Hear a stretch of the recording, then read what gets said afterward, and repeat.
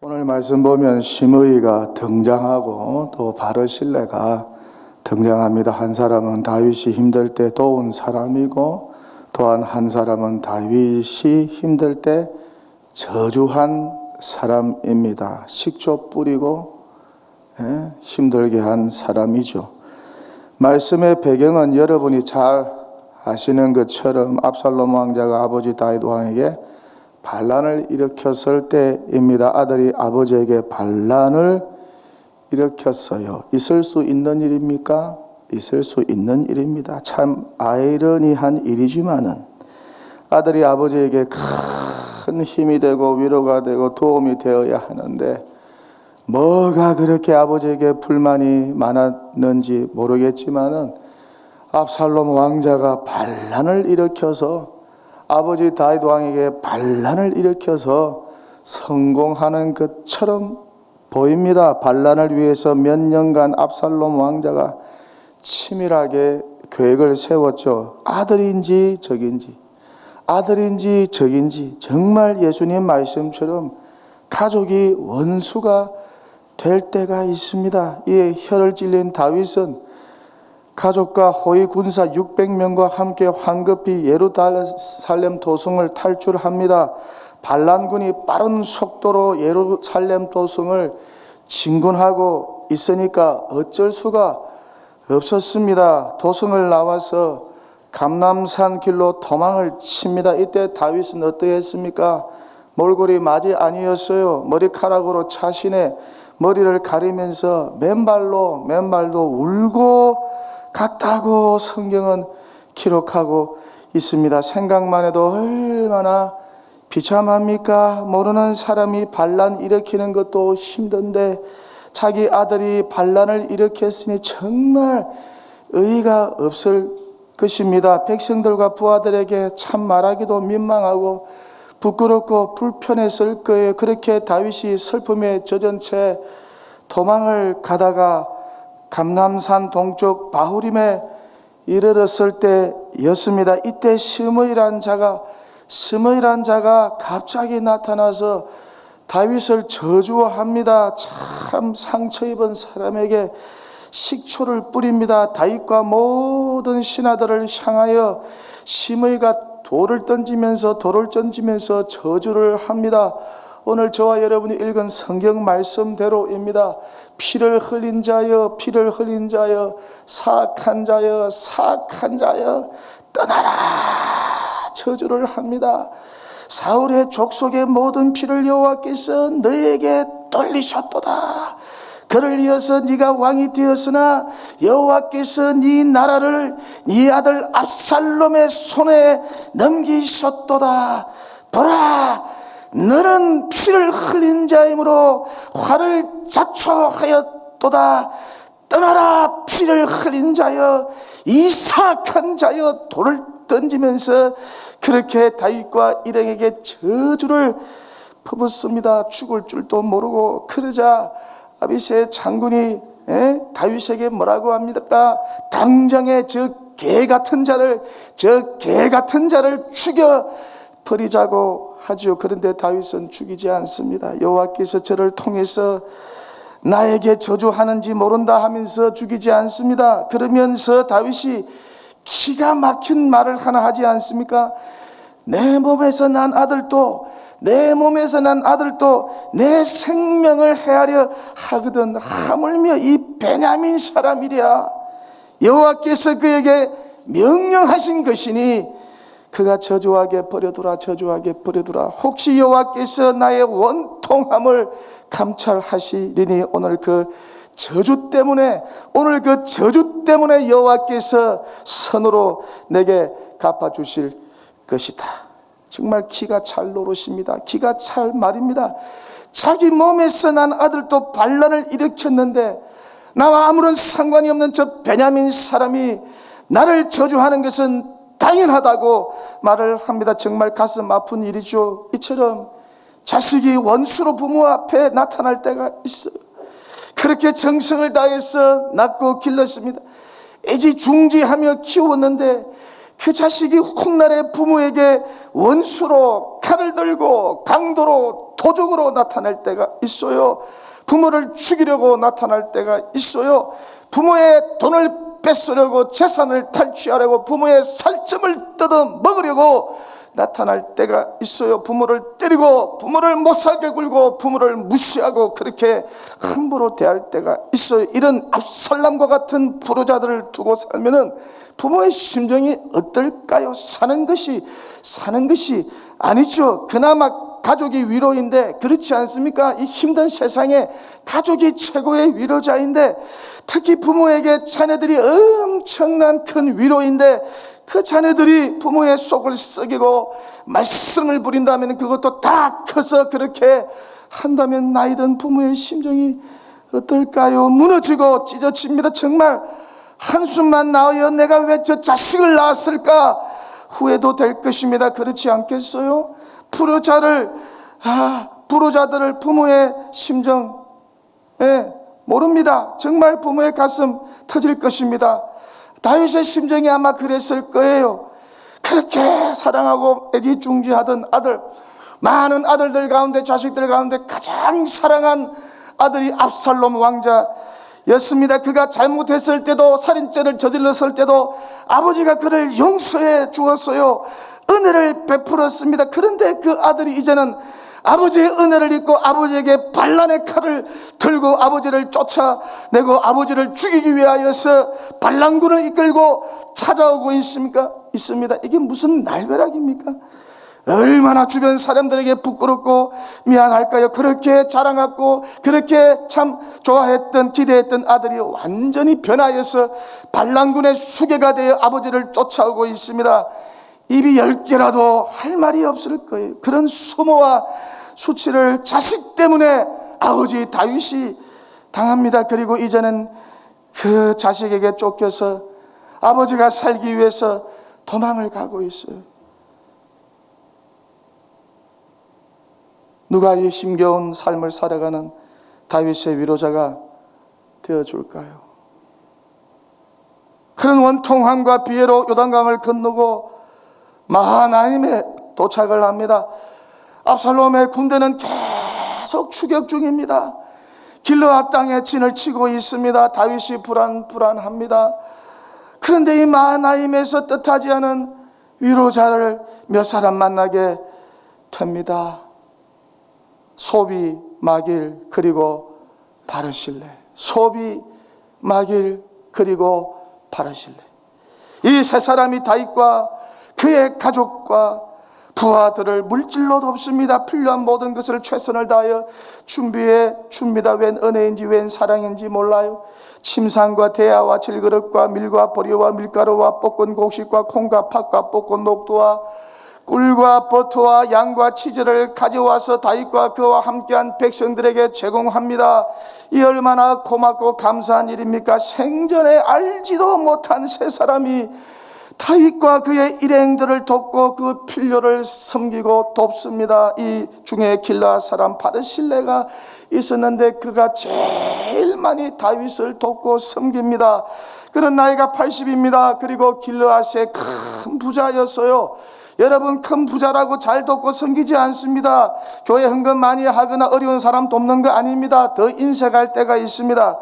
그러나 이 바르실레는 달랐어요. 다윗이 마하나임에 피신하여 머물고 있을 때 그는 정성을 다해서 다윗 왕을 공개하였습니다. 그리고 최선을 다해서 다윗에게 은혜를 베풀었어요. 다윗이 얼마나 그를 통하여 위로를 많이 받았을까요?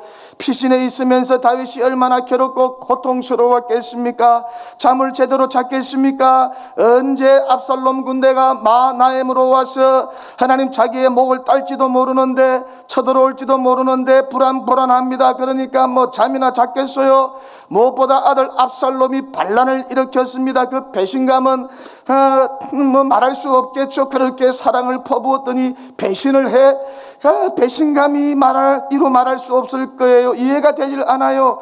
분노가 치밀어 오릅니다. 이렇게 힘든 상황에서 잠도 자지 못하는 그런 피난의 상황 속에서 생각지도 못한 사람 바르실레가 베푼 공개로 인하여서 다윗이 엄청난 위로를 받았을 것입니다. 정말 생각지도 않은 사람들에게 다윗이 위로를 받았어요. 이렇게 뜻하지 않는 사람, 생각지도 않는 사람이 위로자로 나타날 때가 있습니다. 이것이 인생인 것이죠. 그런데 공경에 처하면 기대했던 사람들 위로하지 않아요. 돕지도 않습니다. 이것이 인생이니 그렇게 사람들에게 기대하지 마세요. 자녀들이 공경에 처한 자신에게 공개를 하고 위로를 해 주어야 하는데 그 아들은 반란을 일으켜서 아버지를 죽이려고 추격 중입니다. 그런데 알지도 못하는 이 길르앗의 큰 부자 나이 80 노인이 다윗을 공개합니다. 필요한 것 다 채워집니다. 넘치도록 채워줍니다. 그러니 다윗이 얼마나 이 바르실레에게 힘든 가운데 정말 죽고 싶은 그런 가운데 위로를 받았겠습니까? 얼마나 그에게 감사했겠습니까? 부모와 형제보다 자식들보다 더 잘해주는 것입니다. 인생 살다 보면 그런 사람 만날 수가 있어요. 이것 때문에 다윗이 정말 공경 중에 위로를 많이 받고 살 힘을 얻고 살 소망을 받았던 것입니다. 그래서 나중에 반란군이 진압이 되고 예루살렘으로 황궁할 때에 다윗이 이 바르실레의 은혜를 잊지 못해서 데려가려고 합니다. 그 정도로 다윗이 바르실레의 은혜를 입었고 위로를 받았습니다. 그 은혜를 잊지 못합니다. 힘들고 어려울 때에 돕는 사람들을 우리는 평생 잊지 못하지요. 이런 바르실레와 같은 위로자들이 있으면은 그 힘든 순간에 큰 위로를 얻고 그 위로의 힘으로 어려움을 극복할 수 있는 것이죠. 이것이 위로의 힘이요, 이것이 위로의 능력인 것입니다. 그래서 교회 안에 성도의 교제, 성도의 위로의 교제가 가득 차고 충만해야 되는 것입니다. 그런데 지금 우리 교회는 이런 위로의 교제를 우리가 할 수가 없어요. 마스크만 쓰고 그냥 인사만 하고 집으로 가니까 이런 위로의 교제가 교회 안에 끊어지니까 더욱 교회는 힘들고 성도들의 삶은 참 힘겨운 가운데 있는 것이죠. 여러분 지나온 인생 여정 속에 이런 위로자, 힘들고 어려울 때에 이런 바르실레와 같은 위로자를 만나본 적이 있습니까? 예수님에게 이런 바르실레가 있었어요. 힘겨운 사역을 할 때에 마리아를 비롯한 여러 여인들이 예수님을 재정적으로 많이 도왔습니다. 끝까지 예수님과 함께 하였습니다. 배신하지 않았습니다. 훗날 첫 번째 부활의 증인이 바로 이 여인들이었어요. 12제자가 아니었어요.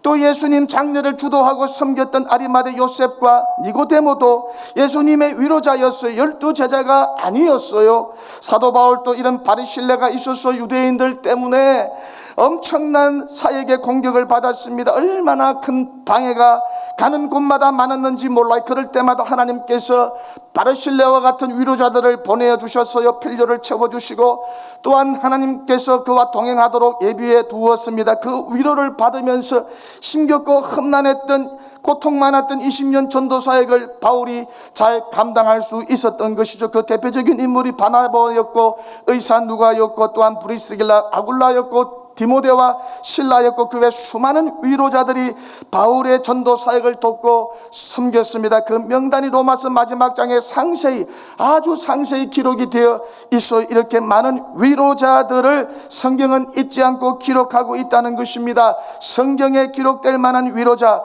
교회 역사 속에 기록되는 위로자들이 우리 교회 속에도 많이 세워지면 얼마나 좋을까. 지금 우리 모두는 코로나19 때문에 힘겨운 시간을 보내고 있습니다. 모두가 다 힘들지 않은 사람이 없어요. 누구보다 우리 교인들이 참 힘듭니다. 복합적인 인생의 문제, 생업의 문제, 자녀들 문제, 노환의 문제, 노후의 문제, 질병의 문제로 힘듭니다. 또 갱년기로 인하여서 힘든 분들이 갈수록 많습니다. 요즘 우리 교역자들이 대신방 중입니다. 정말 열심히 신방을 하고 있어요. 위로를 많이 해주세요. 전화 신방도 하고 요청하면 대면 신방을 합니다. 그리고 매일 저에게 신방 보고서를 제출합니다. 평균 하루에 40가정, 50가정에 대한 신방 보고서를 저에게 제출합니다.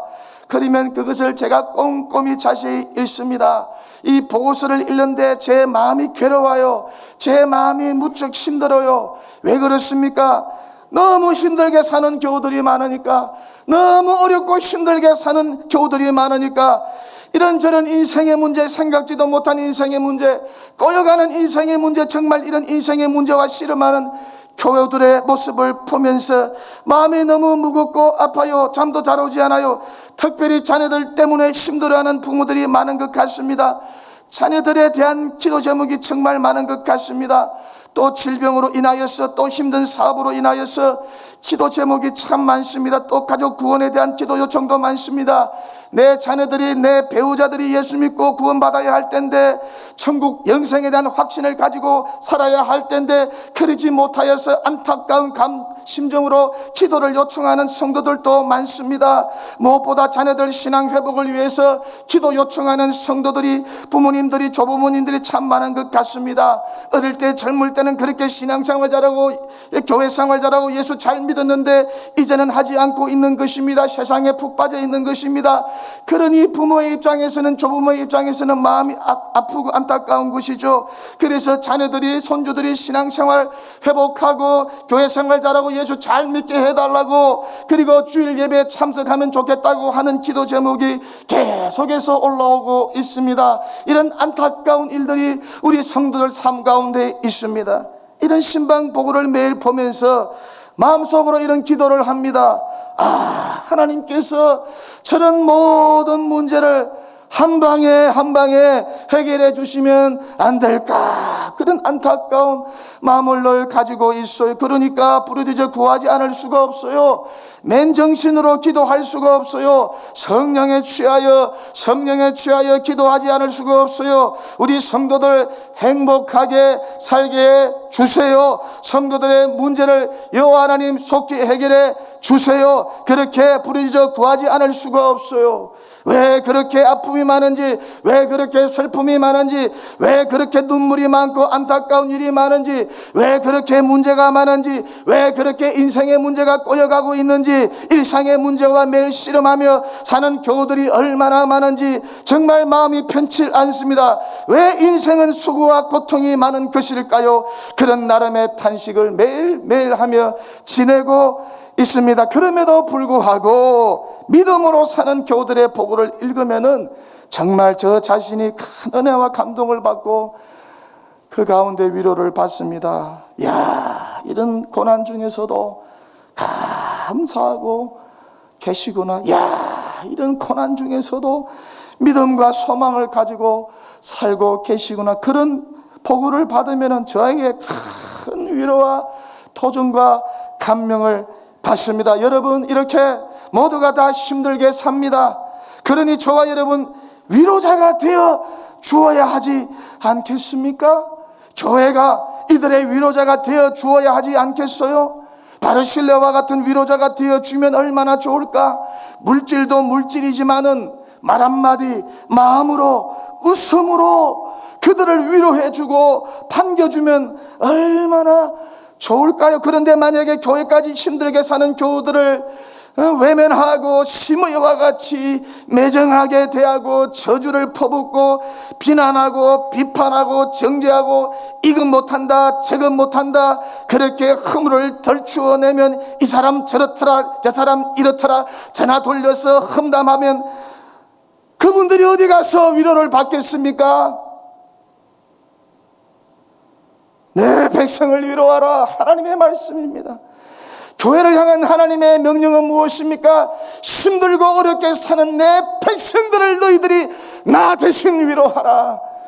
교회는 세상을 위로하고 힘들고 어렵게 살아가는 인생들을 위로하는 위로처가 되어야 될 줄 믿습니다.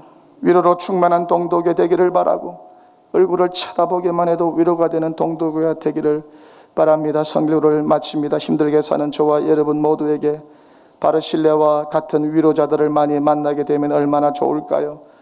또 우리 모두 하나님의 축복을 받아서 바르실레와 같은 큰 부자가 되어서 착한 부자, 의로운 부자, 사랑이 많은 부자가 되어서 힘겹게 사는 이들을 돕는 분들이 많아지면 얼마나 좋을까요? 그렇게 바르실레와 같은 위로자가 되시고 힘겨운 인생살이에 바르실레와 같은 위로자를 많이 만남으로 그들을 통하여 위로를 받는 그런 은총과 축복이 여러분 남은 생에 임하게 되기를 바라고 특별하게 여러분의 아들과 딸과 손주와 손녀가 이런 바르실레와 같은 여러분의 위로자로 세워지는 축복이 여러분 가정마다 여러분 자녀 손손마다 임하게 되시기를 주님의 이름으로 간절히 축원합니다.